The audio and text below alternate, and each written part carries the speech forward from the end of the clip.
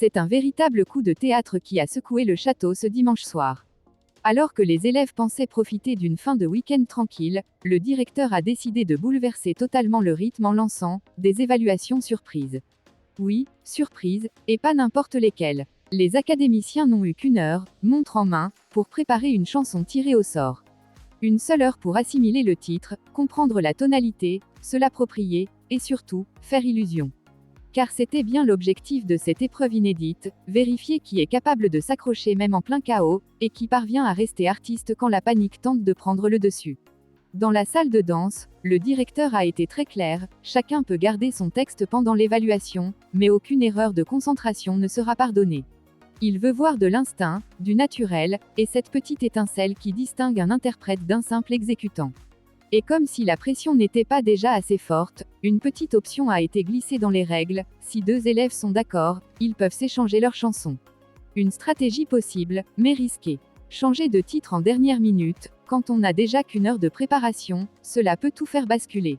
Ce soir, c'est le premier groupe qui passe devant le directeur et les professeurs. Ambre a ouvert le bal avec Greedy de Tate McRae, un morceau rythmé, exigeant, qui demande autant d'énergie que de justesse.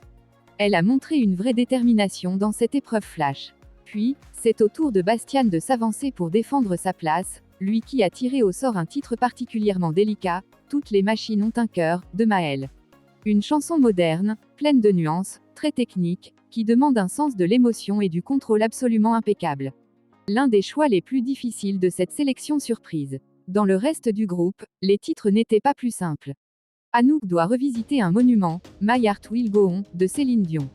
Jeanne, elle, s'attaqua, Zombie, de The Cranberries, un tube chargé d'histoire, porté par une interprétation vocale brute et puissante. Léa se retrouve face à Someone You Loved, de Lewis Capaldi, un morceau fragile, intime, qui demande un sens du phrasé très particulier. Et Léane hérite de Parce que c'est toi, d'Axel Red, une chanson tendre, subtile, où chaque respiration compte. Toutes ces chansons devront être défendues avec seulement une heure de préparation.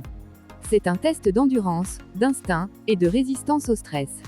Les spectateurs n'ont pas encore vu les images mais déjà, les premiers retours du château montrent des élèves secoués, mais motivés.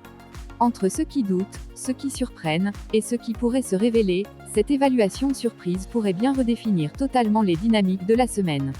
On retient surtout le passage de Bastian, très attendu depuis ses derniers progrès et son évolution constante dans l'aventure. Le voir affronter un titre aussi exigeant en si peu de temps pourrait être un vrai tournant pour lui. Les professeurs scruteront chaque détail, l'interprétation, la gestion du stress, les choix artistiques.